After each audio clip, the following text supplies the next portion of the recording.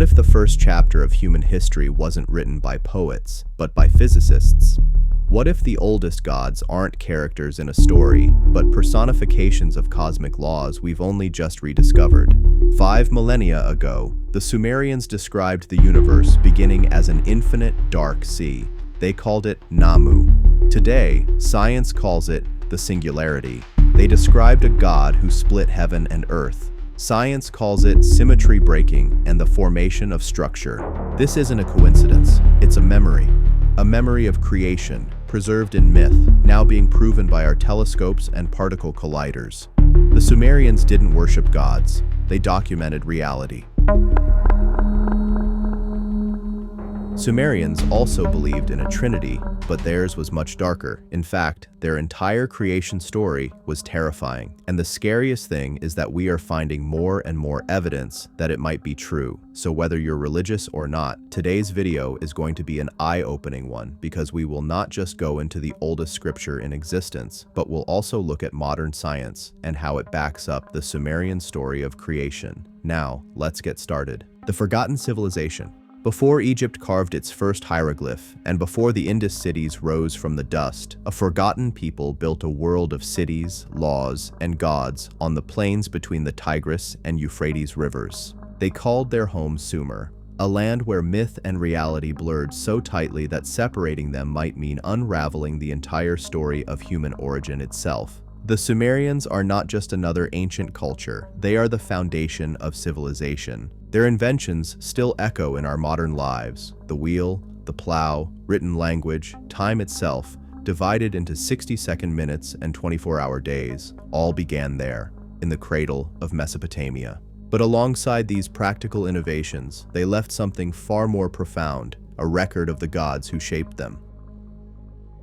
Not gods of vague myth or simple superstition, but detailed, structured beings with families, conflicts, and cosmic hierarchies. And among all these deities stood a terrifying truth, a trinity not of mercy, but of creation through chaos. An older god than any we knew. The idea of God appearing in multiple forms, a trinity, is one of the cornerstones of Christianity. But what if this concept predates Christianity by thousands of years? God appearing in 3 forms is a concept far more ancient than Christianity, and the oldest case of the God trifecta can be traced back to the world's first religion, the Sumerian religion, and its version of the Trinity is at least 4,000 years older than Christianity. Some say that it holds the secrets to our lost history. Others believe that it reveals the true nature of our Creator. Either way, it's a fascinating story, and it starts with Namu. When we talk about Namu, we're not speaking of a motherly figure sitting in the heavens. Namu was something else entirely. The primordial sea, the embodiment of chaos and possibility before the universe even existed. In Sumerian thought, she wasn't just a being, she was the state of existence before existence, a boundless, dark, cosmic ocean.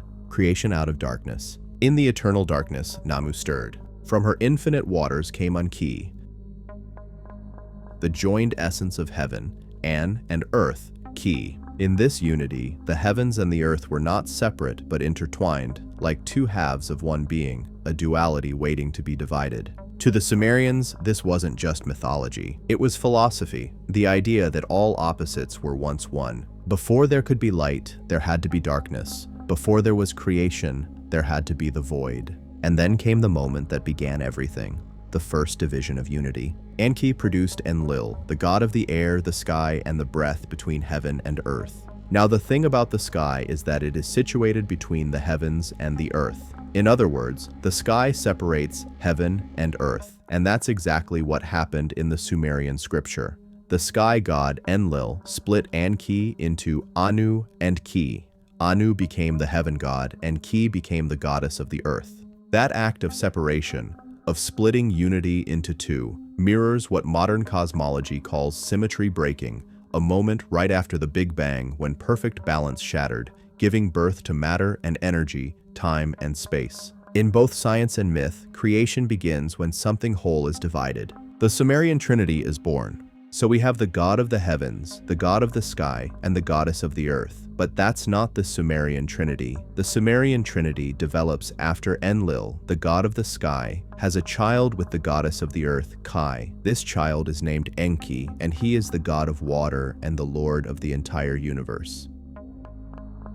From this divine union came Enki, the god of water, intelligence, and life itself. And thus the first true Trinity was formed. Anu, god of the heavens; Enlil, god of the air; Enki, god of water and creation. It's fascinating that while later religions saw water as the symbol of purity or baptism, in Sumerian cosmology, it was the medium of life, the very code of creation. And now, millennia later, modern science confirms that life indeed began in the waters of Earth's ancient oceans. Coincidence or remembrance? The science hidden in the myths. Anu is a single god that carries all creation in one single unit. The Big Bang theory suggests that the universe burst into existence from an extremely dense point called the singularity, which was smaller than a single atom.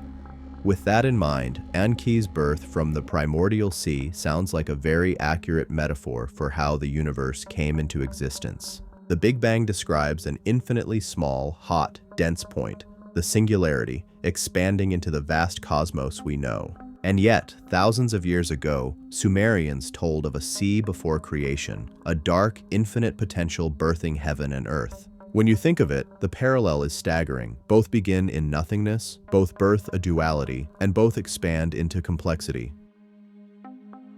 It's also interesting that the first thing created by Enki, or the singularity, is the sky god Enlil.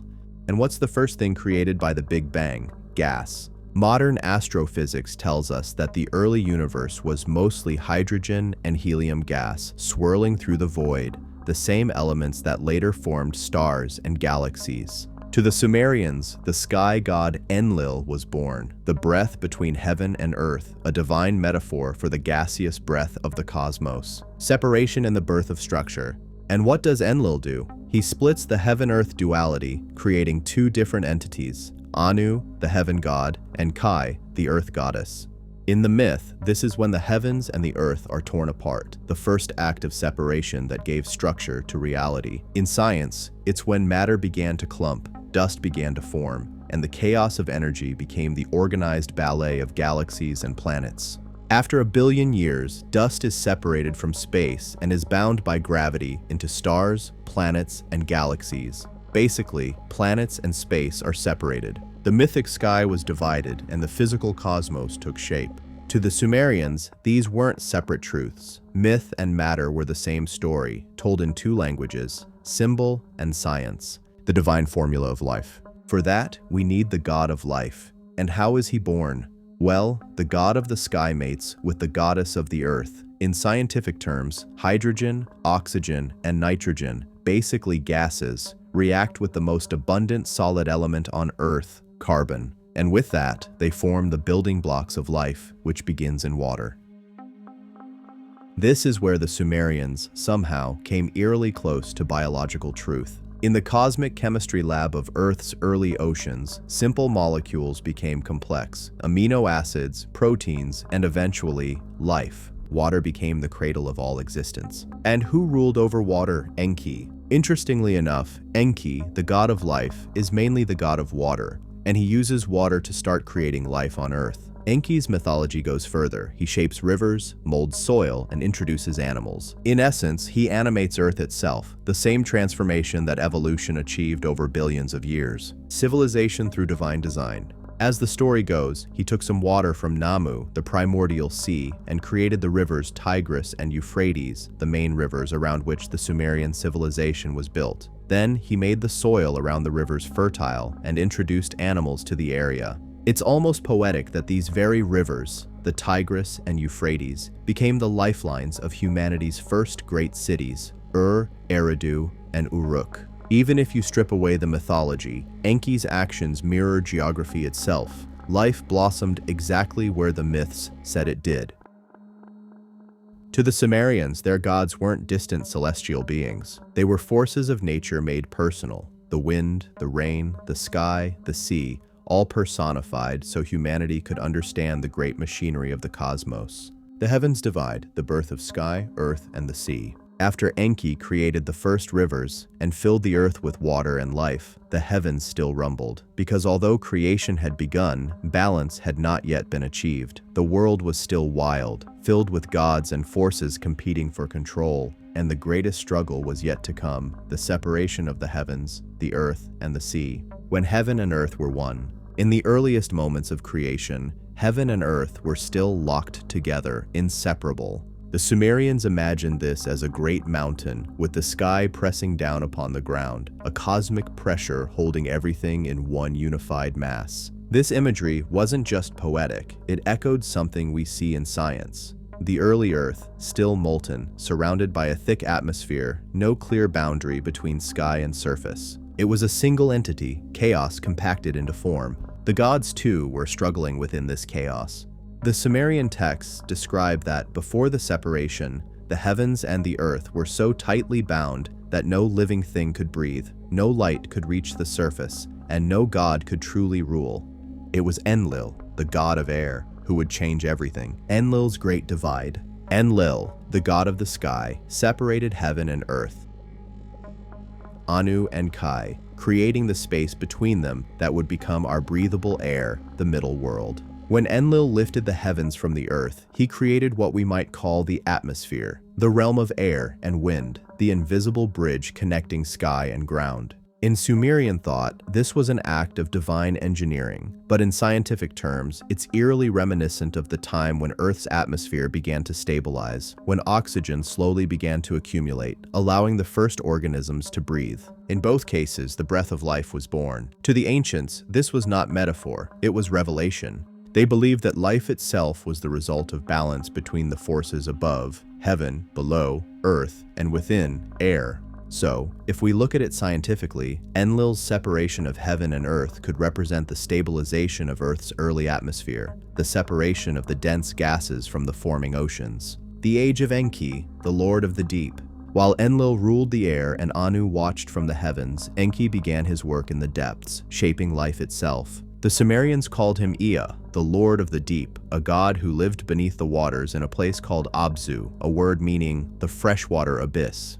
The Abzu wasn't a hell or underworld. It was more like the engine of life, the hidden reservoir beneath the earth where all creation flowed from. If that sounds mystical, it's not far from what modern science now recognizes: deep ocean hydrothermal vents, rich in minerals and heat, where the first organic molecules are believed to have formed. In those shadowed depths, life began to assemble, not in sunlight, but in darkness. And the Sumerians had already written it down. 5,000 years before modern science, they said, life was born in the waters beneath the earth. Water, the first conscious element. Enki's symbol was water, not just as a physical substance, but as a spiritual essence, the divine intelligence that allows life to adapt and flow. Philosophically, this is profound. Water takes the shape of its container, moves with least resistance, and yet can carve stone, a perfect metaphor for intelligent creation.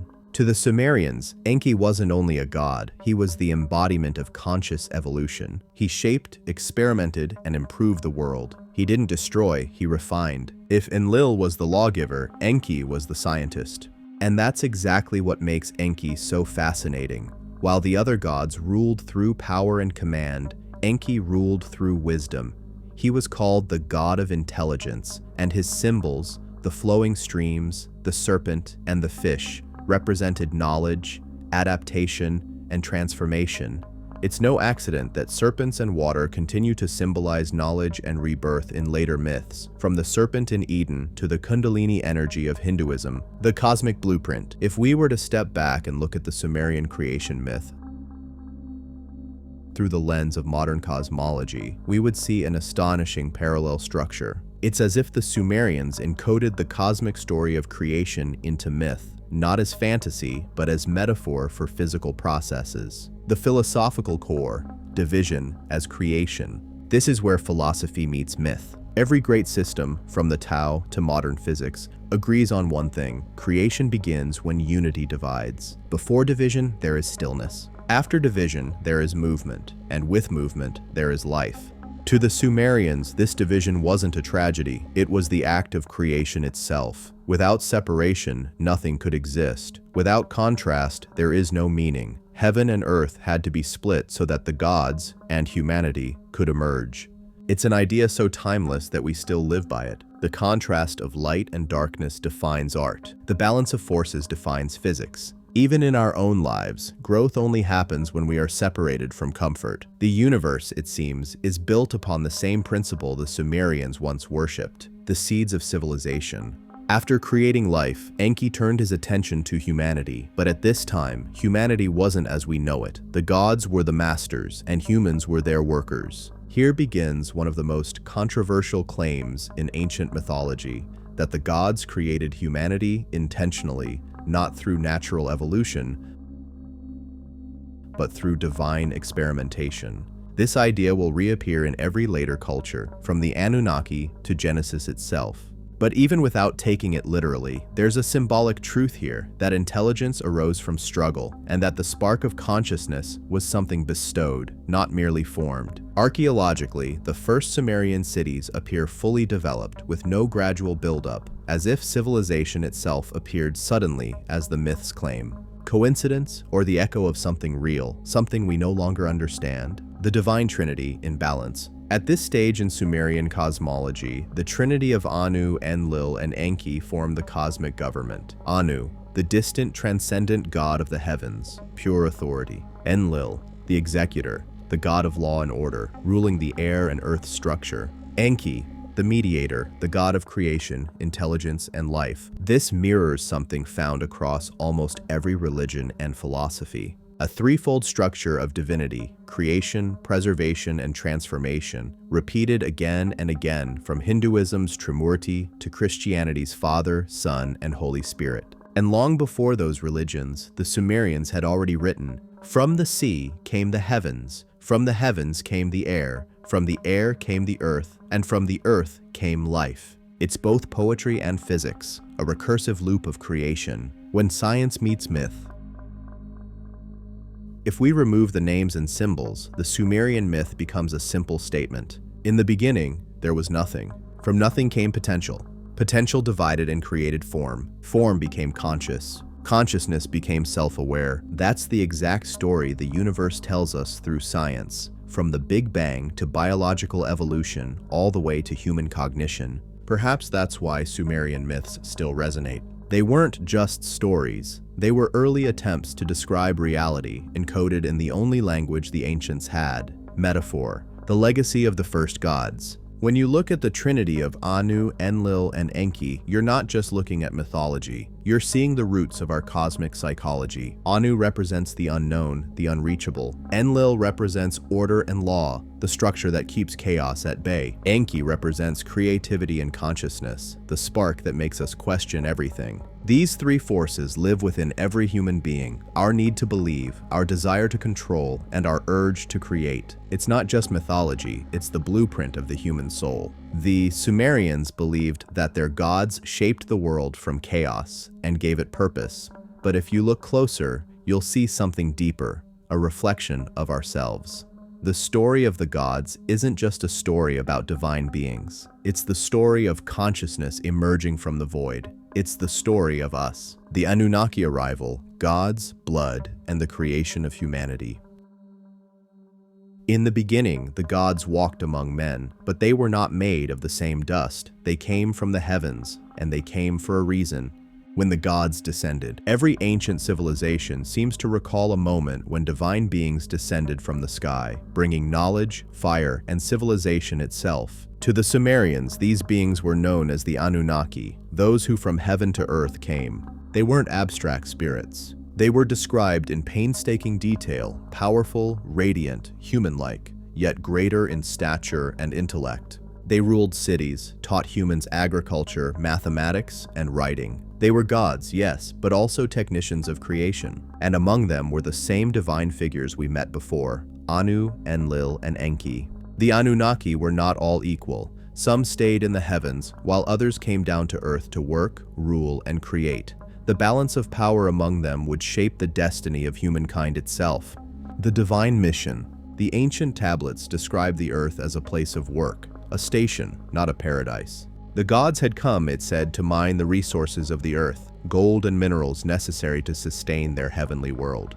The gods came for the gold, not for vanity, but for survival. Their planet was dying, their atmosphere decaying, and they needed a substance that could save them. Gold, in modern science, has a uniquely stable atomic structure. It resists corrosion, reflects radiation, and even has applications in advanced technology and atmospheric regulation. To the ancients, this sounded divine. To a scientist, it sounds eerily plausible. Could this myth hint at a memory of something far older than our recorded history, an interaction between humanity and an advanced civilization long before Egypt, before Sumer itself? The division of realms. The Sumerian gods divided their dominion. Anu remained in the heavens, the supreme overseer. Enlil took command of the earth's surface, the lands, the winds, and the people. Enki, the master engineer, ruled over the deep waters and the underground, the Abzu, where the raw materials of creation resided. It was Enki's domain that mattered most, because in the depths, something extraordinary was about to happen, the labor of the gods. According to the ancient tablets, particularly the Atrahasis epic, the lesser gods, called the Igigi, were assigned to mine and maintain the earth's resources under Enlil's command. But over time, they grew weary of the endless toil. For years, they labored in the heat and darkness, digging the earth and hauling its treasures to the surface, until one night, they rebelled.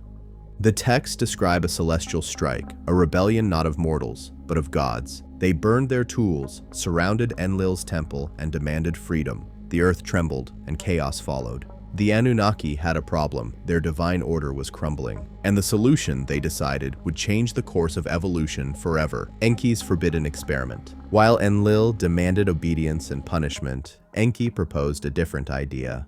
A solution born of creation. Why make the gods labor, Enki asked, when we can create a being to serve in their place? Thus began one of the most controversial moments in all ancient lore, the genetic creation of humankind. The texts describe it vividly. A being made from clay mixed with the blood of a god. Enki and his consort, Ninhursag, also known as Ninmah, took on the role of creators, scientists of divine flesh. They took the clay of the earth, infused it with the essence of the gods, and shaped it into a vessel of life. To modern ears, this sounds mythic, but to the scientifically inclined, it reads like a primitive description of genetic engineering. Clay and blood. The first DNA. The symbolism of clay, the dust of the earth, appears across every ancient religion.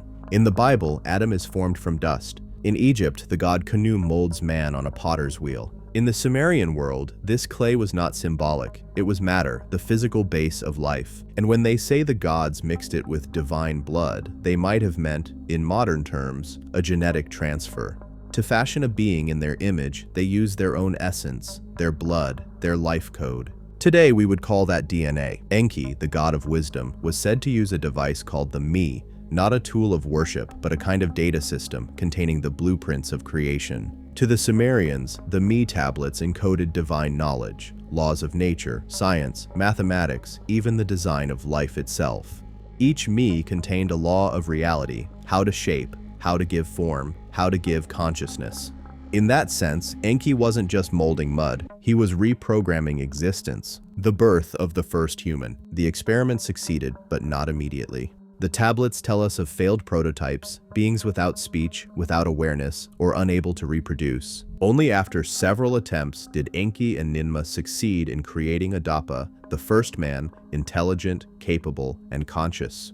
And Enki looked upon Adapa and said, "He shall be our servant and our companion." Thus humanity was born, not as a punishment, but as a solution to divine unrest. But this creation carried a secret. Enki had given humanity something more than just laboring ability. He had given them knowledge, the spark of consciousness, the awareness of self. This act would later be mirrored in nearly every myth on Earth, from Prometheus stealing fire to the serpent offering wisdom in Eden. And in every version, the message is the same. Knowledge was a gift that angered the gods. The wrath of Enlil. When Enlil discovered that Enki had given humans intelligence, he was furious. Humanity, once a tool, was now unpredictable, capable of thought, emotion, rebellion. The humans began to multiply, to speak, to question, and the gods who once commanded silence now heard the noise of mankind. This echoes a passage in the Atrahasis epic, where Enlil grows disturbed by humanity's clamor. The noise of mankind keeps him from sleeping. His response was devastating. He unleashed famine, plague, and ultimately, the Great Flood. But we'll come to that in the next section. For now, understand this. The birth of humanity was not a smooth ascension. It was a rebellion within creation itself. Philosophy of the divine rebellion. Let's pause and reflect on what this myth might really mean. Maybe the story isn't about aliens or literal gods at all. Maybe it's a metaphor for the awakening of human consciousness, the moment when the animal mind became self-aware, when instinct evolved into intelligence. Enki giving knowledge could symbolize the emergence of reasoning, empathy, or moral understanding, traits that make us distinctly human. And Enlil's wrath could represent the cosmic resistance to that awakening. The struggle between order and freedom, between control and creativity. It's not just a myth, it's a map of the mind. The scientific echo, the genetic leap. Around 200,000 years ago, something extraordinary happened in the fossil record. Our ancestors, primitive hominins, suddenly developed larger brains, complex tools, language, and symbolic thought. It's known as the cognitive revolution, a leap science can't fully explain. Evolution doesn't usually make leaps, says geneticist Richard Klein, and yet, in Homo sapiens, something changed rapidly, as if a switch had been flipped. Could this switch be what the Sumerians described as the infusion of divine essence? Not literally from gods, but perhaps from a genetic mutation or even an ancient intervention from a civilization long forgotten? It's the same mystery that drove Zecharia Sitchin's theories, that the Anunnaki were not mythic beings, but advanced visitors who jump-started human evolution. While controversial, it remains a tantalizing thought, that our story might not just be one of random evolution, but of guided creation. The philosophical question, who created whom? But here's where the story turns on itself. If humanity was created by gods who needed workers, and if those gods were themselves born from the chaos of creation, then who ultimately is the creator?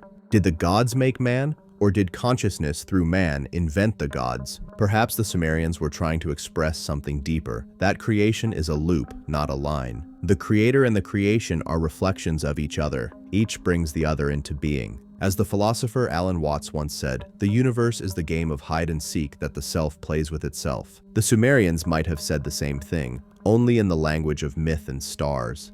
And so humanity was born, not by accident, but by design. Whether by the hands of gods or the laws of nature, it doesn't matter. What matters is that we inherited both their fire and their flaws. We are the children of the earth and the heirs of the heavens. The Great Flood, the cleansing of the earth, and the survival of the chosen. There came a time when the gods decided that mankind had become too loud. The earth shook with their quarrels, and the heavens trembled with their noise. So the gods, led by Enlil, resolved to silence the world. The age of restlessness, as human civilization spread across the valleys of the Tigris and Euphrates. People built cities, ziggurats, and songs to their makers. But with awareness came desire, competition, and chaos. The Sumerians described this as the time when humans forgot their purpose, the moment when the created ones began to act like the gods themselves. The noise of mankind keeps me from sleeping, Enlil complains in the Atrahasis epic. This noise was not merely sound, it was the noise of consciousness, thought, ambition, rebellion. And for Enlil, it was intolerable, Enlil's decree. Let the pestilence take them, the famine dry their fields. Let the waters rise and cleanse the earth of their chaos. In the oldest flood tablets, Enlil summons the other gods and convinces them to end the experiment. Only Enki, the creator and protector of humankind, objects. But divine law forbids direct rebellion. Enki must find another way, a way to save his creation without defying heaven outright. Whispers in the dark. In secret, Enki visits his most faithful servant, Atrahasis, the very wise one. The tablet says he does not speak to Atrahasis directly, for the heavens are watching. Instead, he speaks to the wall of a reed hut, knowing the man will hear. Wall, listen to my words. Man of Shuruppak, build yourself a boat. Abandon possessions, seek life. Take seed of every living thing aboard, and you shall survive the storm that is coming. It is one of humanity's oldest warnings, the construction of the ark. Unlike later biblical versions, the Sumerian ark is not wooden but bitumen-sealed reed, a circular coracle, vast in size. Atrahasis fills it with animals, craftsmen, and the essence of all life. In modern eyes, the essence might recall genetic material, seeds, embryos, a symbolic preservation of biodiversity. Whatever its form, the meaning is clear. Knowledge and life must endure. The deluge, the storm god roared, the light of day was turned to darkness.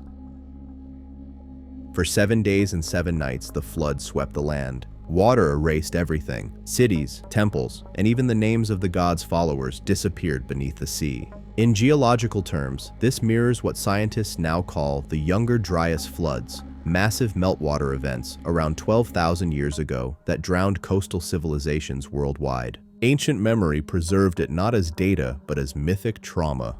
The aftermath. After the flood, Atrahasis's ark settles upon Mount Nishir, centuries before the biblical Ararat. He releases birds to test the waters, and when the raven does not return, he steps onto a cleansed earth.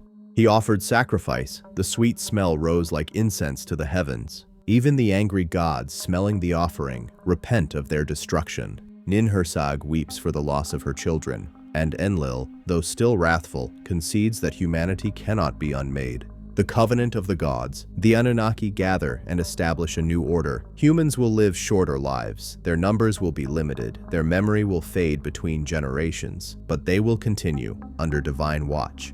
Let there be birth and death, so that mankind may know the value of time, Enki decrees. Thus mortality was born, the price of survival. Philosophically, this is profound. Immortality was traded for awareness, eternity for meaning. Flood as metaphor. If we strip the story to its essence, the flood becomes a universal pattern. It is not only a deluge of water, but a cycle of renewal, destruction clearing the stage for evolution's next act. In every discipline, the flood reappears. In geology, as extinction and rebirth. In psychology, as the cleansing of the unconscious. In myth, as the baptism of worlds.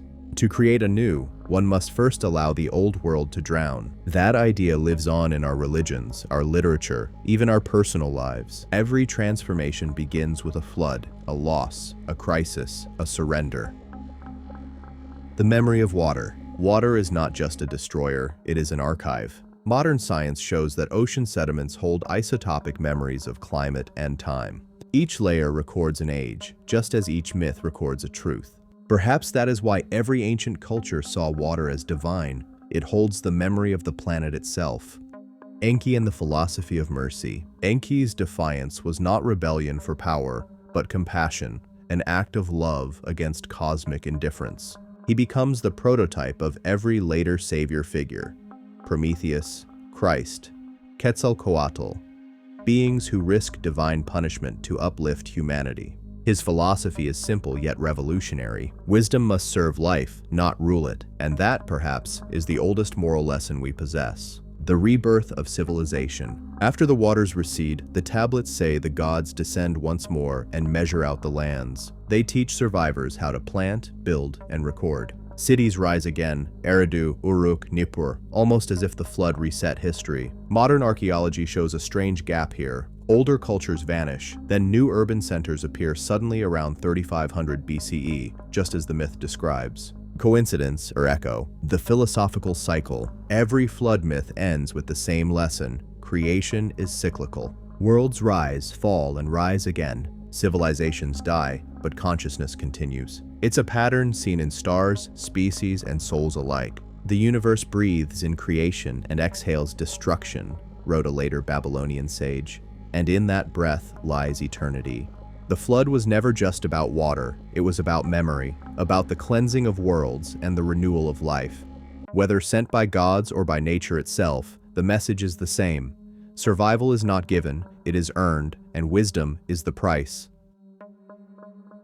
The rebirth of kings and the return of the gods. When the waters had withdrawn and the land lay bare, the gods descended once more. They came not to destroy, but to rule anew. A Sumerian king list. The dawn after the deluge. The tablets tell us, after the flood had swept over and kingship had descended from heaven, the crown was set in Kish. These words mark the transition from myth to history, one of the earliest datable shifts in human storytelling. For the Sumerians, this wasn't just metaphor, it was the literal moment the world restarted. The survivors of the flood rebuilt from the silt, guided by the gods who had spared them. New cities rose: Eridu, Uruk, and Kish, each said to be founded under divine supervision. But this time, something changed. Humanity no longer served merely as laborers. They were now co-rulers under divine kingship, intermediaries between gods and men. Kingship from heaven. In Sumerian cosmology, kingship wasn't a human invention. It was a sacred technology, a divine structure for order. The king list reads like a lineage of semi-divine rulers, stretching back before the flood, each reigning for impossibly long spans of time, thousands of years per ruler. Modern readers often dismiss these durations as exaggerations, yet some scholars suggest they may symbolize cosmic cycles, not literal lifespans. Alulim of Eridu, the first king, ruled for 28,800 years, one full precessional cycle of the stars. Algar, his successor, for 36,000 years, close to the orbital cycle of Nibiru as described in later Sitchin theory. Whether mythic or symbolic, the message is clear. The gods ruled through their chosen kings, and through them heaven organized earth, the temple as machine. In these newly founded cities, the temples were not merely houses of worship, they were control centers. Each ziggurat stood as a layered axis between the divine and the terrestrial. At the top, the Ekur, house of the mountain, where priests and astronomer scribes charted the skies. Below, workshops, schools, and granaries, the infrastructure of early civilization. This was the blueprint for governance, science, and spirituality, fused into one system. The gods measured out the lands and established the Mi. The Mi were sacred laws or codes, both moral and technological. They governed everything from truth to metallurgy, from song to kingship itself. And once again, Enki was their keeper. Enki's gift, the rebuilding of Eridu. In Eridu, the first city, the home of the waters, Enki re-established his temple, Eabzu, the house of the deep. There, according to myth, he kept the Mi, the blueprints of civilization. He taught humankind writing, measurement, irrigation, architecture, and even celestial navigation. These weren't miracles, they were technologies, and they transformed the survivors of a drowned world into architects of a new one. From the reed huts of the flood came brick cities aligned to the stars. The gods had turned chaos into geometry, the philosophical birth of order. What we see here is the world's first philosophy of structure, the belief that stability and law are divine. Before this, humans lived in mythic cycles of creation and destruction. Now, for the first time, they believed they could build permanence. Every brick laid in Sumer was a prayer, an act of resistance against entropy. Civilization itself became a rebellion against the flood. The paradox of divine rule. But divine kingship carried a paradox. If kings ruled by divine mandate, their mistakes were also divine. Justice and cruelty alike could be justified as the will of the gods. When kingship descends from heaven, so too does war, wrote one later priest of Nippur. Indeed, the new order brought hierarchy, taxation, and organized conflict, all reflections of celestial rivalries. The gods' struggles became political reality, the wars of heaven on earth. Ancient tablets describe the rivalries between Enlil and Enki's factions, disputes over cities, temples, and bloodlines. To the Sumerians, every battle on Earth mirrored a war among the stars. Eridu, Enki's domain, versus Nippur, Enlil's temple city. Uruk, under Inanna, goddess of power and love, rising as a new political force. Lagash and Umma locked in endless struggle, their boundaries defined by divine decree. When archaeologists uncover burned layers beneath ancient Sumerian cities, they find not only evidence of warfare, but echoes of celestial politics. The gods were not distant ideals, they were personifications of natural and cosmic forces playing out through human history. In Enna, the new power. Then came Inanna, daughter of Nanna, the moon god, and granddaughter of Enlil. Unlike her elders, she was not content to dwell in heaven. She desired the Mi, the sacred laws held by Enki, to rule in her own right. In one myth, she visits Eridu and, through charm and cunning, persuades Enki to share them. Drunk on sacred beer, Enki grants her over 100 Mi, laws of kingship, wisdom, victory, even deceit. The next morning, sober and furious, Enki demands them back, but Inanna has already sailed away, taking civilization to Uruk. Thus, the divine feminine became the engine of culture. Through her, the me spread, art, music, and eroticism, the birth of beauty as a civilizing force. The return of the gods, or their withdrawal. As Sumer flourished, myths began to shift tone. The gods no longer walked openly among men. Their presence became more symbolic, their voices heard through dreams, omens, and temple rituals. It's as if the divine withdrew, or perhaps humanity had evolved enough to stand alone. The gods once ate beside us, laments a late Sumerian poem, but now their tables are empty and we eat alone. Was this a literal departure, the gods returning to the heavens, or a metaphor for spiritual maturity? Did humanity outgrow its need for constant divine supervision? The birth of written history. Around 3200 BCE, the Sumerians invented cuneiform writing, wedge marks pressed into clay. This act of encoding thought into matter was revolutionary. For the first time, memory existed outside the mind. The same culture that survived the flood now created the first data storage system, the first database of civilization. Every law, prayer, trade, and myth became immortalized in clay. The gods had once spoken creation into being. Now humankind did the same through writing. In the beginning was the Word, later echoed in scripture. But the idea began here, in the tablets of Sumer.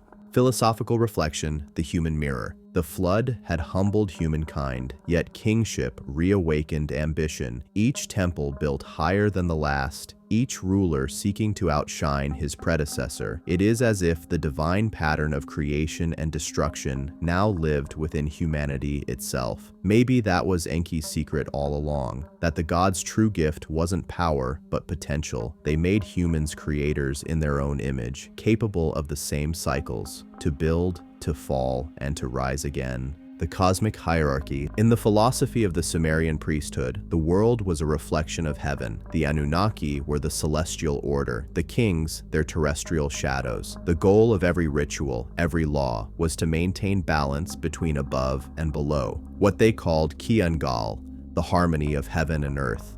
When harmony was lost, the world fell into chaos. When restored, abundance returned. It was an early articulation of a principle science still recognizes: equilibrium sustains existence. From the mud of the flood rose the first kings. They ruled with the wisdom of gods and the weakness of men. Their temples reached for heaven, their writing captured time, and in their cities began the long story of us, the children of both clay and starlight. The wars of the Anunnaki and the rise of Babylon. The age of peace was short.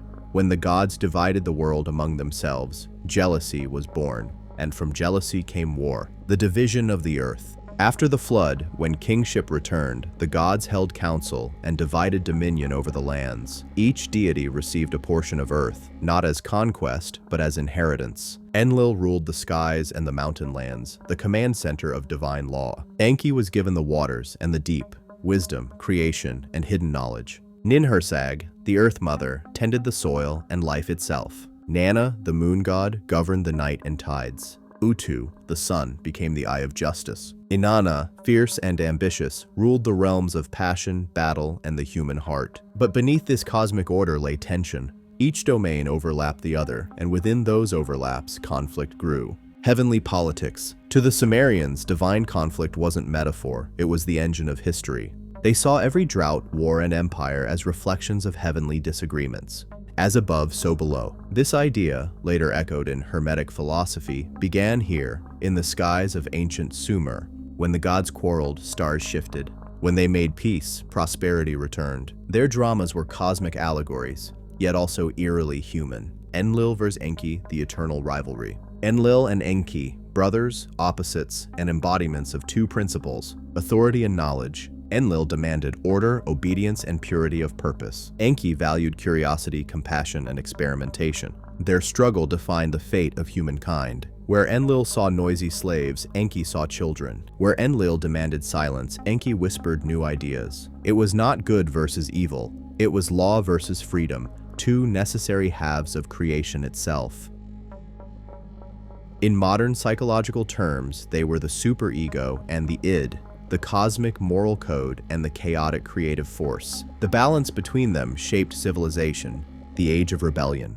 Over time, new generations of gods, the Agigi and the children of Enki, grew restless. They resented Enlil's strict laws and longed for autonomy. Among them rose Marduk, Enki's son, ambitious, intelligent, and destined to challenge the old order. "I shall establish a kingdom that none shall overturn. The heavens will be my throne, the earth my dominion."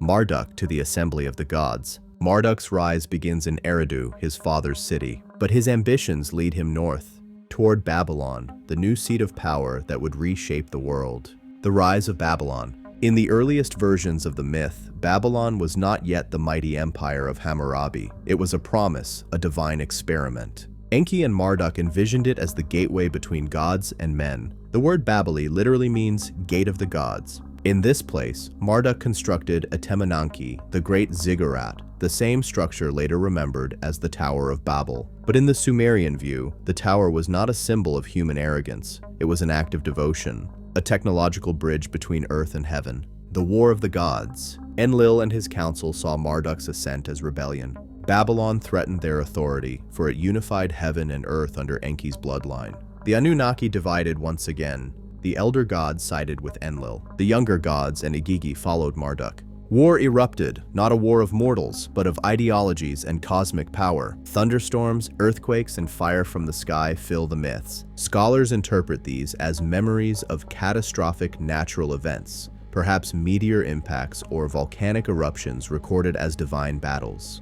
The heavens convulsed, the earth split, and mountains melted like wax. Enuma Elish, Marduk's triumph. According to the Enuma Elish, the Babylonian creation epic, Marduk ultimately defeats Tiamat, the primordial dragon of chaos. This is more than mythology, it is a reimagining of cosmic physics. Tiamat represents the chaotic ocean of creation, the undifferentiated matter of the cosmos. Marduk, armed with the winds and lightning, brings order by dividing her body into two halves, heaven and earth. This mirrors the very structure of the universe. Symmetry broken, order arising from entropy. The myth encodes a cosmological law: creation requires destruction. After the battle, Marduk becomes king of the gods, establishing Babylon as the new cosmic center.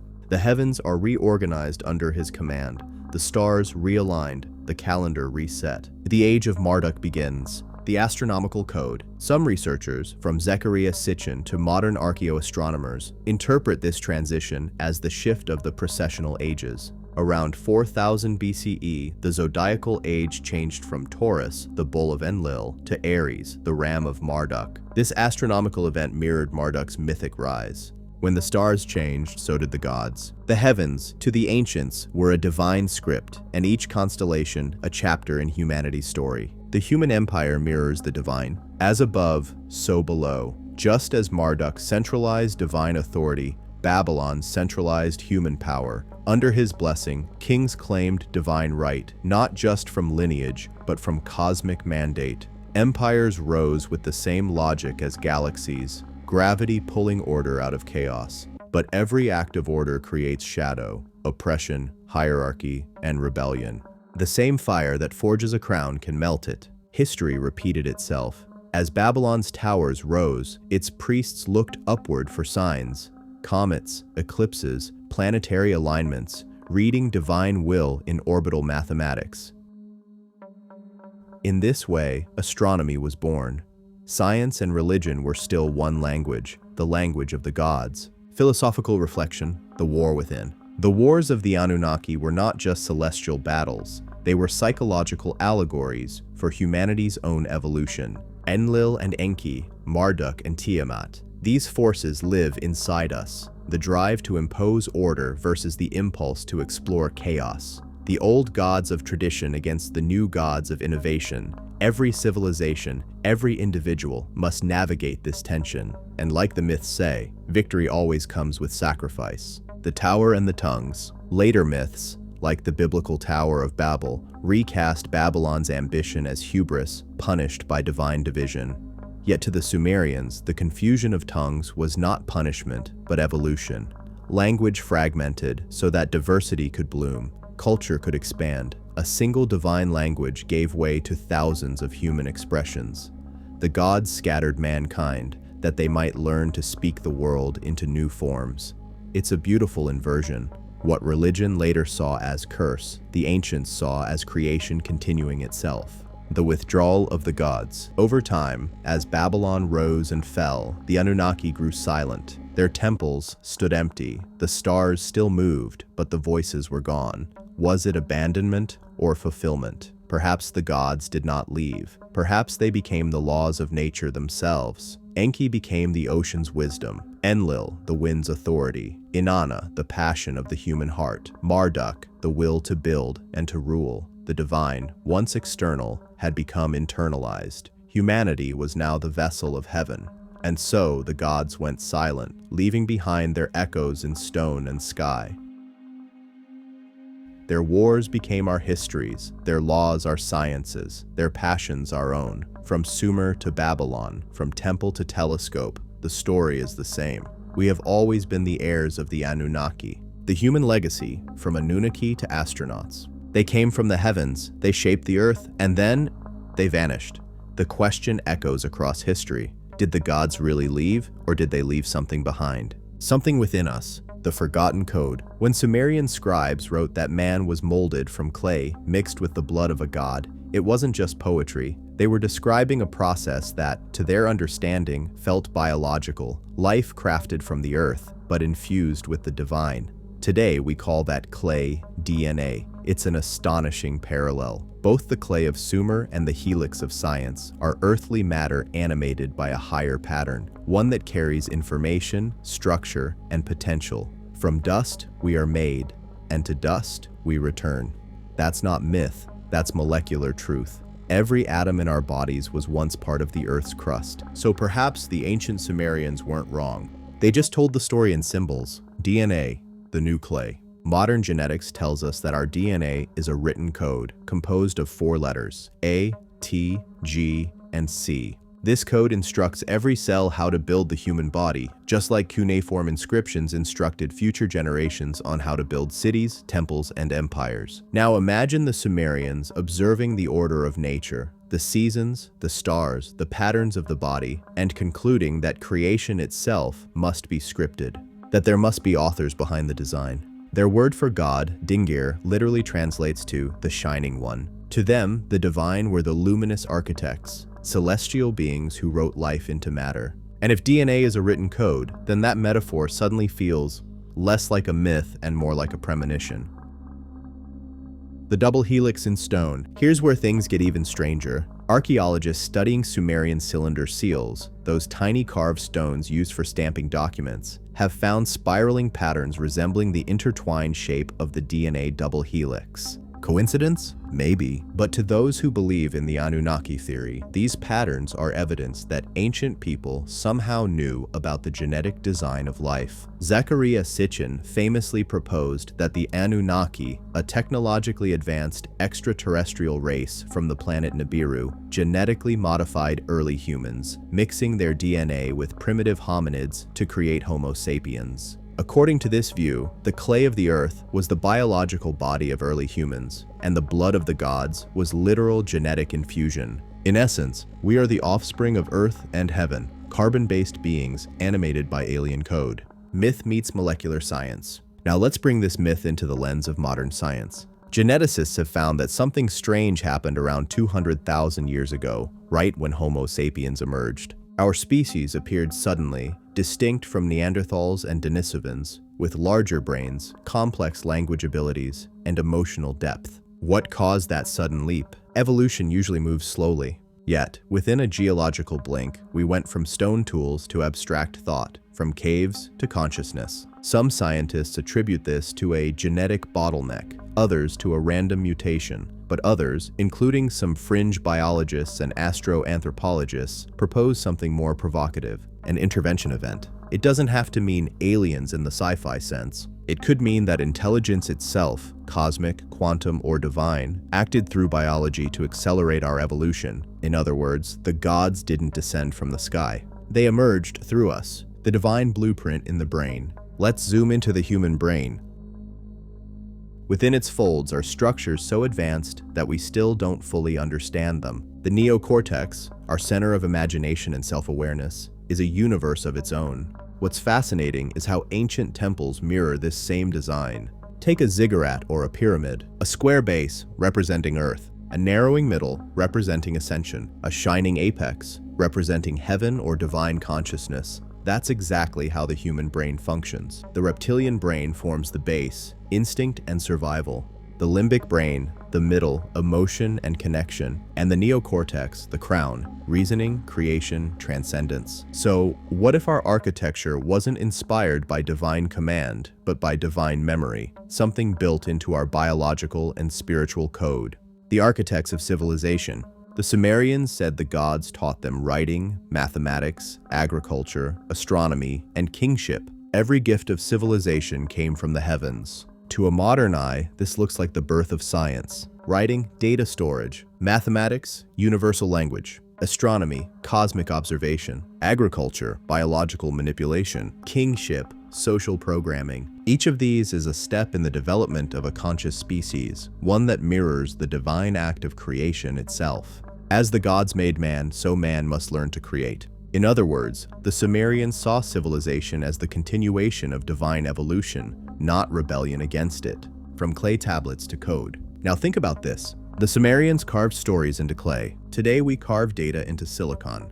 We are still writing on tablets, only now they glow. The Sumerians used stars as their calendar. We use satellites. They built ziggurats to reach the heavens. We build rockets. They map the movements of the gods. We map the cosmic microwave background. Every technological step we take feels like an echo of an ancient calling, a whisper from the Anunnaki in our genetic memory urging us to remember. Maybe that's what made in their image truly means.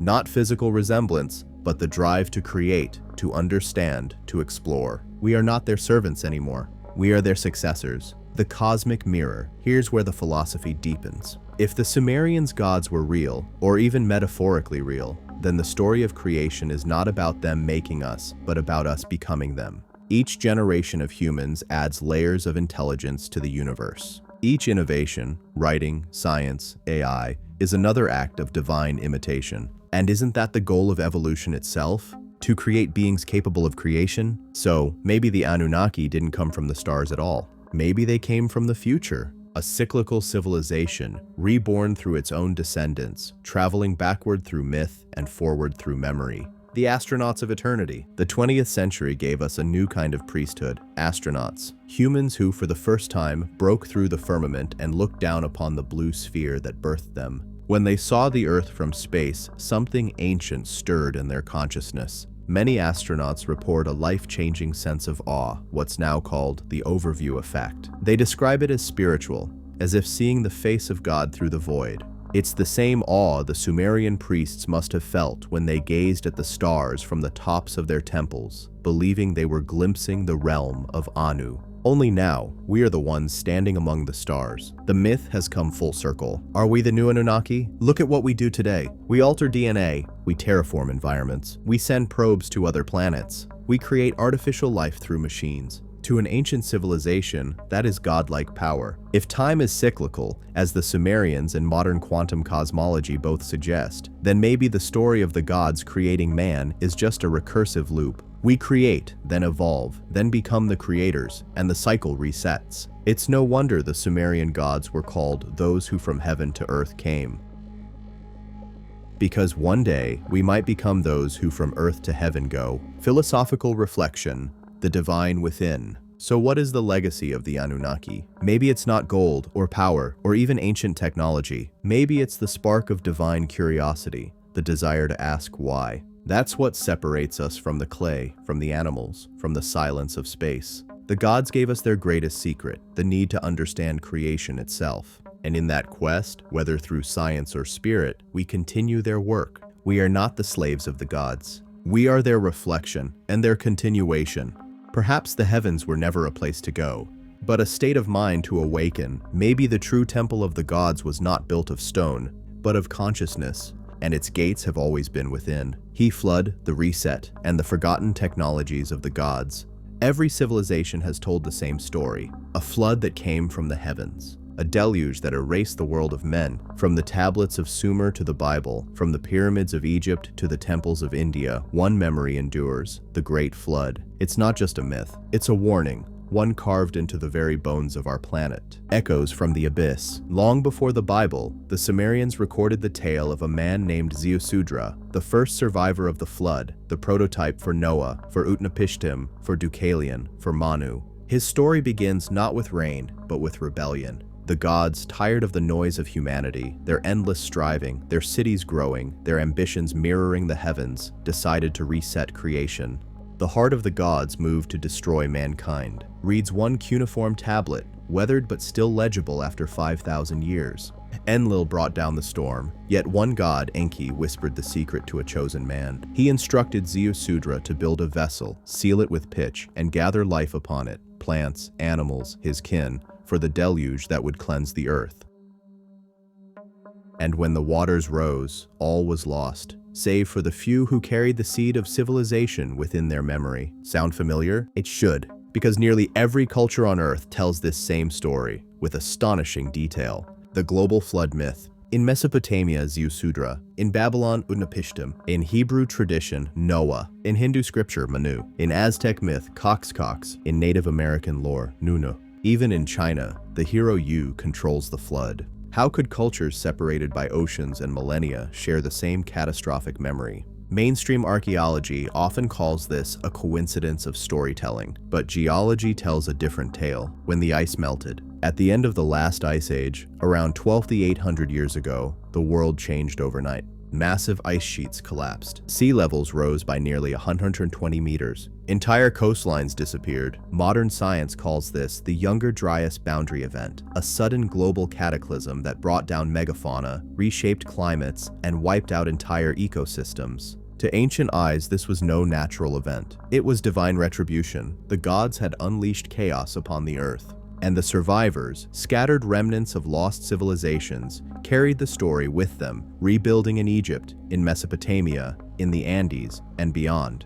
The reset of civilization. Let's consider something audacious. What if advanced human civilizations existed before the Great Flood? Evidence of this possibility lies buried beneath oceans and deserts. Off the coast of India, near Dwarka, sonar has revealed ancient city ruins, submerged structures with precise geometry. In the Mediterranean, the ruins of Pavlopetri rest beneath the waves. In the Caribbean, off Cuba's coast, sonar images show megalithic blocks arranged in perfect order, deep below the sea, far older than known history. These aren't random formations.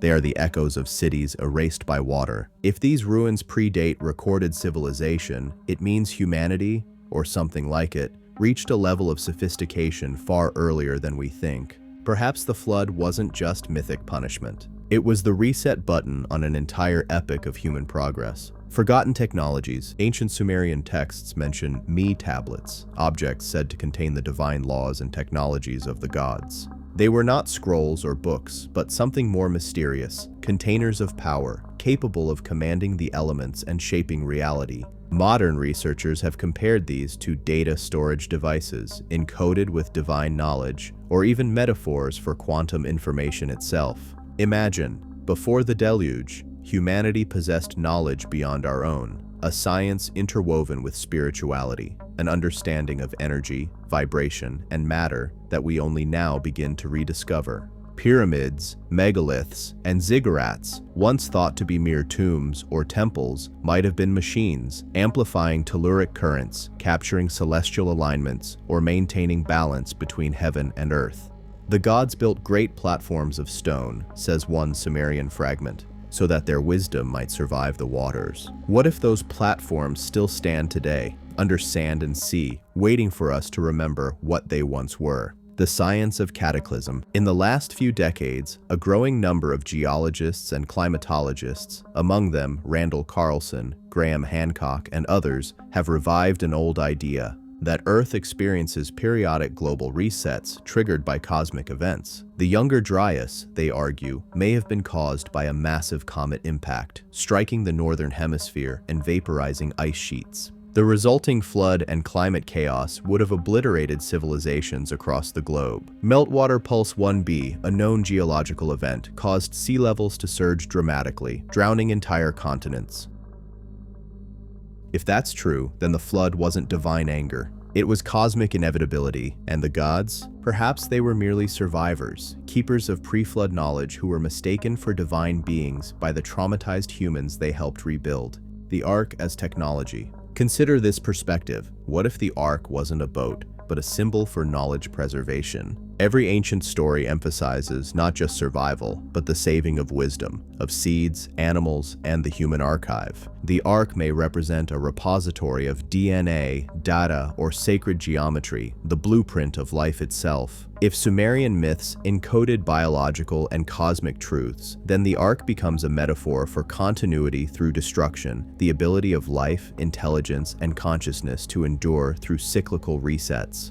The Great Forgetting. After the flood, civilization restarted, but smaller, simpler. Hunter-gatherers became farmers. Nomads became settlers, and slowly memory faded. The Sumerians called this the time after the deluge, an age of rediscovery. To them, writing was not invention, but remembrance. Mathematics, not discovery, but recovery. They were rebuilding a lost science, one once known by the gods. What was known has been hidden beneath the waters, reads one Akkadian inscription. But the stars still whisper its name. Cycles of destruction and rebirth. This is not a single myth. It is a pattern. Geologists tell us that mass extinctions happen regularly. Every 26 to 30 million years, the Earth seems to reset. Some suspect the cause lies in our solar system's oscillation through the galactic plane, disturbing comets and asteroids that rain down destruction. To ancient eyes, this was divine punishment. To modern science, it's celestial mechanics, but the message remains the same. Creation is cyclical. Destruction is not the end, it's the seed of renewal. As the flood receded, the survivors, Sumerians, Egyptians, Mayans, looked up to the heavens and vowed never again. And so they built. Temples, pyramids, cities aligned to the stars, monuments to memory, so that even if the world drowned again, the knowledge would remain. Philosophical reflection, the ethics of memory. Here lies the deeper meaning of the flood. That knowledge, once lost, must be earned again, and that wisdom, untempered by humility, invites destruction. The Sumerian gods destroyed their world because mankind had grown noisy, too ambitious, too godlike.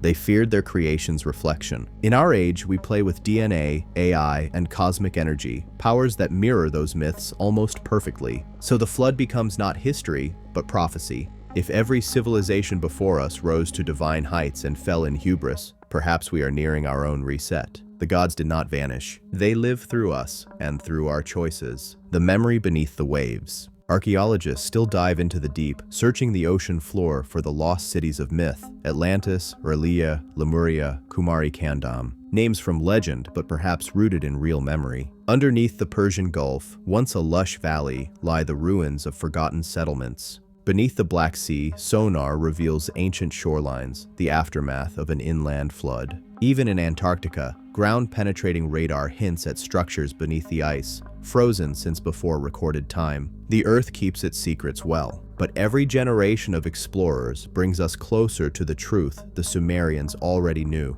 That civilization is not a straight line, but a heartbeat, rising, falling, rising again. The flood was not just the end of a world, but the beginning of memory. Every myth, every monument, every whisper from the deep is a message that even when the gods wash the slate clean, humanity will write again. The return of the gods, cycles, prophecy, and the awakening of consciousness. They said the gods would return when the stars aligned once more.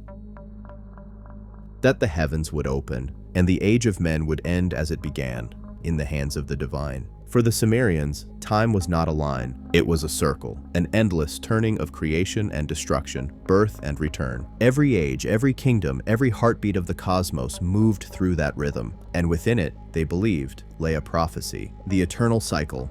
To understand the idea of divine return, we have to think like the ancients, not in terms of years, but ages. They measured time in sars, ners, and sauces, cosmic cycles that spanned thousands of years. Each new age marked the return of certain gods to power, a rebalancing of heaven and earth. Modern astronomy has its own cycles. The precession of the equinoxes, a slow wobble of Earth's axis over roughly 25,920 years. To the ancients, this cosmic clock was sacred. Every 2,160 years, a new zodiacal age began, bringing new energies, new rulers, new patterns of consciousness. And just as we speak of the age of Aquarius today, the Sumerians may have spoken of an earlier turning, the time when the gods would once again walk among men. The prophecy of the sky gods. Ancient tablets speak cryptically of the gods departing to the heavens, promising to return when the bonds of earth and heaven grow thin. Even later traditions carried this echo. The Egyptians awaited the return of Osiris from the underworld. The Maya predicted the rebirth of their plumed serpent god Kukulkan. The Hindus spoke of Kalki, the final avatar of Vishnu, who would appear at the end of the Kali Yuga to renew the world. The Christians await a second coming. Different names, same promise. The gods will return when the stars align. But what if that return isn't about physical beings descending from the sky, but about consciousness itself awakening from a long sleep? The celestial clock. Let's return to the stars, the same ones the Sumerians mapped with uncanny precision. Around 10,500 BCE, the constellation of Leo rose behind the Sphinx and the rising sun. Many ancient sites, the pyramids of Giza, Göbekli Tepe, and even pre-Incan temples, align with the skies of that era, not their supposed date of construction. It suggests these monuments were messages across time, tracking a cosmic calendar, one marking the rise and fall of civilizations. We are now nearing the completion of another great cycle. As Earth enters the age of Aquarius, the alignment of celestial patterns mirrors those that once heralded the birth of civilization itself. Could this be why myths of the gods' return resurface now, in our age of technology, apocalypse, and awakening? The awakening within, the return of the gods perhaps, is not about spaceships or deities descending from the stars. It is about something rising within us. Ancient mystics taught that the human being was a microcosm of the cosmos, a living temple mirroring the structure of the universe. Every god that once ruled the heavens also lives within the human psyche. Enlil, the will and authority. Enki, the mind and innovation. Ninhursag, the nurturing earth.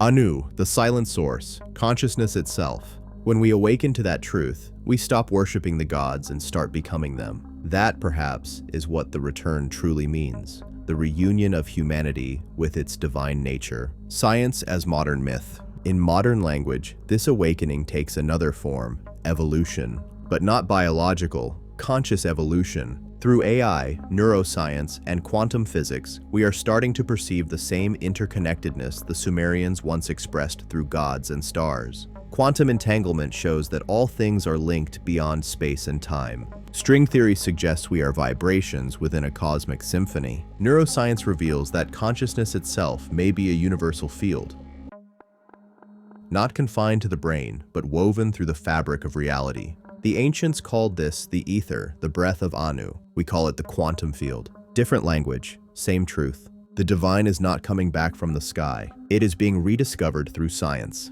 the mirror of prophecy. So why did the Sumerians say the gods would return? Because every cycle of civilization, like every orbit, comes back to its beginning. At the end of each age, humanity faces a test. Will we destroy ourselves in hubris as before, or ascend in wisdom? Maybe that's why myths survive, not as warnings of aliens, but as cosmic mirrors reflecting our own recurring story.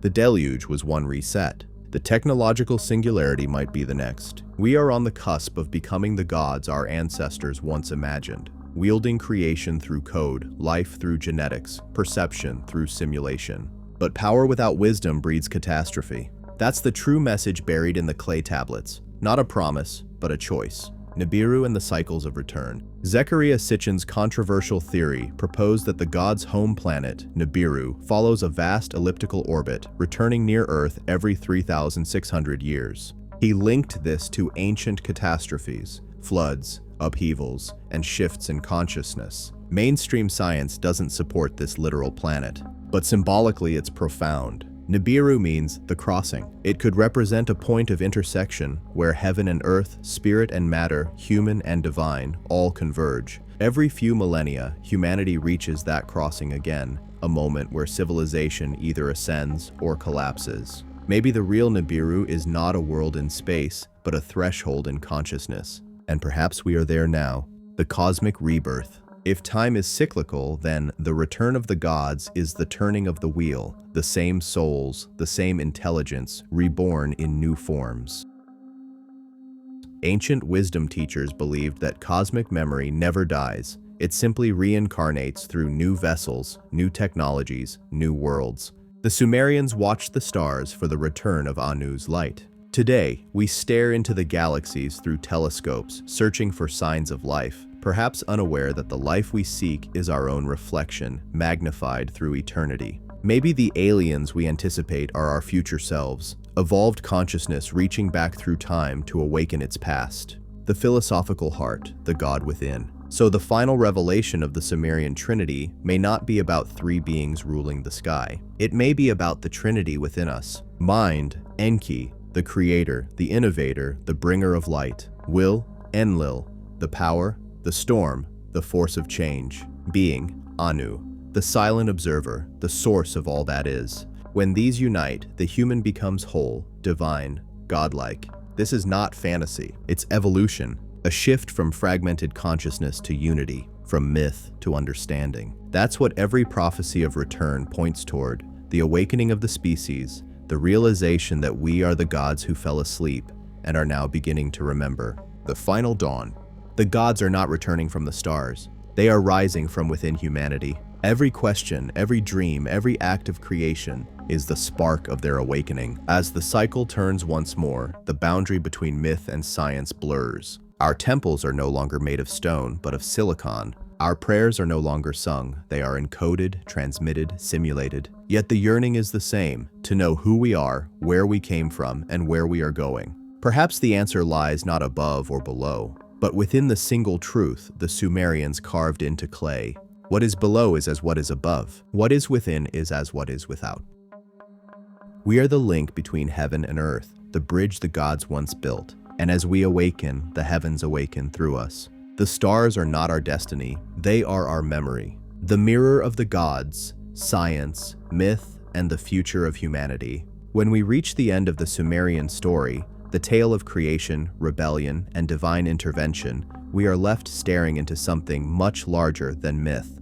What the ancient Sumerians carved into clay was not merely a religious chronicle. It was a mirror, a reflection of ourselves projected through gods, symbols, and celestial events. Every god they described, every act of creation and destruction, every rebellion and flood, it all echoes within the human story. The gods, in truth, are us. The trinity of An, Enlil, and Enki, sky, air, and water, are the first metaphors for the layers of existence. The sky above us represents the infinite, the air around us, the breath of consciousness, the water beneath, the origin of life.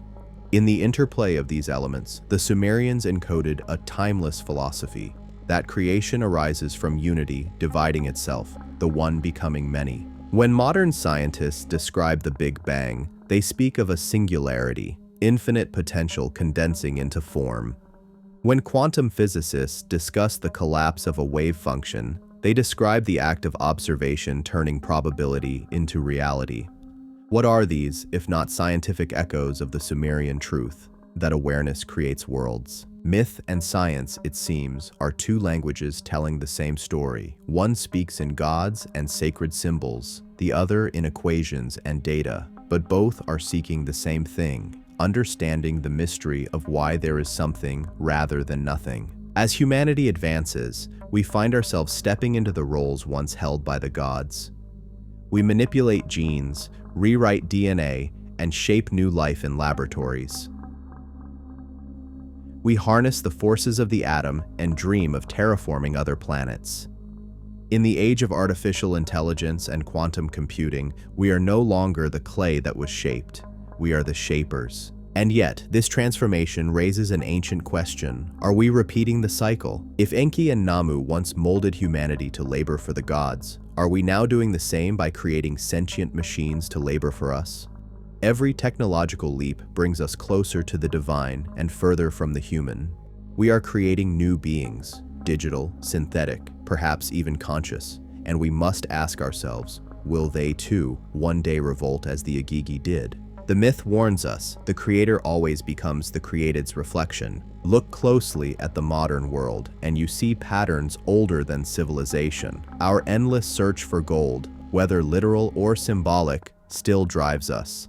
Gold once represented divine immortality, incorruptibility, and the essence of the gods. Today, it's data, energy, or information, the new forms of cosmic currency. Humanity still digs, mines, and labors for invisible masters, corporations, algorithms, ideologies. The Sumerians saw the gods not as perfect beings, but as powerful, flawed forces caught in the same struggles as humans. This, too, was a mirror. They understood that creation and destruction, love and wrath, compassion and cruelty all existed within the divine, just as they exist within us. From a philosophical standpoint, this may be the oldest realization of all, that divinity is not external, but internal. The gods were never above, they were within, projections of the human psyche, the cosmos expressed through the mind of man. Carl Jung called this the collective unconscious, the shared mythic memory of humanity. Through myth, we remember what science explains. Through science, we rediscover what myth encoded. The two are mirrors reflecting each other, each revealing what the other hides. The Sumerian Trinity teaches us that life is a sacred balance, creation, preservation, and destruction,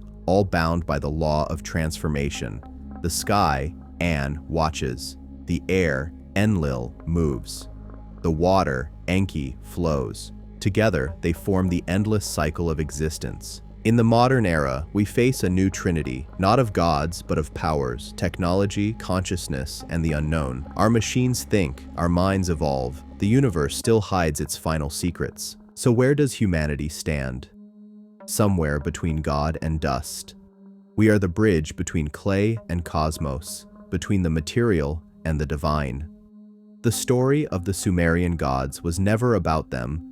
It was about us learning to see ourselves as co-creators in an unfolding universe. When the last tablet was buried in the sands of Mesopotamia, the story did not end. It continued through Egypt, through Greece, through the prophets and philosophers, through the scientists who gazed into the stars and found patterns written in light. Every age has rewritten the same truth, that we are both creation and creator. The myths of the past whisper through our modern equations, through the hum of our servers, through the pulse of our machines. The gods have not vanished, they have evolved. They live now in code, in consciousness, in every spark of curiosity that drives us to ask, who are we and why are we here? Perhaps the true destiny of humanity is to remember what the Sumerians already knew, that the universe is not a hierarchy, but a reflection. That every atom, every thought, every star, and every god is part of the same eternal pattern.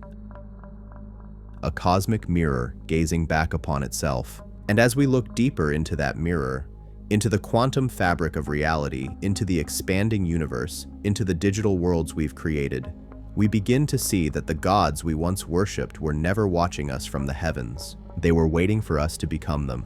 The echo in the clay.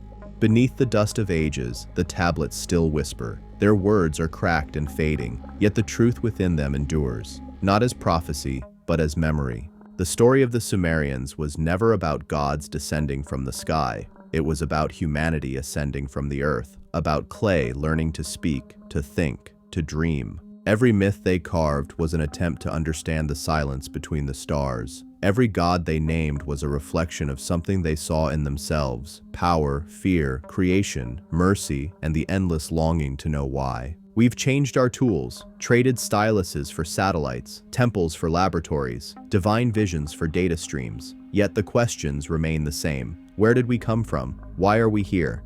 And what waits for us beyond the horizon of understanding?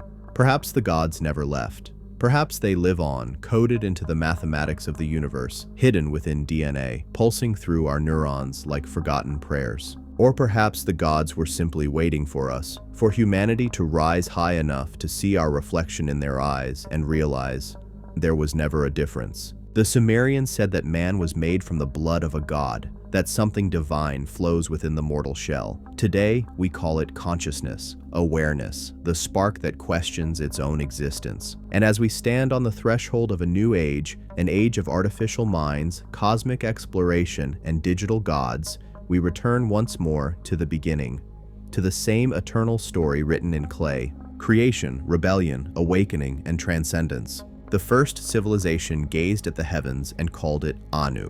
We gaze at the cosmos and call it the universe. They saw Enki in the waters of life. We see molecules and evolution. They feared Enlil's storms. We measure them with satellites. Different language, same truth. We are the descendants of their wonder, the heirs to their fear. The story they began, we continue, as creators, explorers, and mirrors of the divine. And so the cycle turns again. The gods made man from clay. Man makes machines from metal. The clay remembers. The code remembers. Everything remembers. In the end, there is no end. Only the echo of the gods, still speaking, from the clay to the stars. Thanks for watching, everyone. If you enjoyed this video, don't forget to like, subscribe, and hit that notification bell so you never miss an update. Drop a comment below with your thoughts. I love hearing from you. Check out more videos on the screen, and I'll see you in the next one. Take care.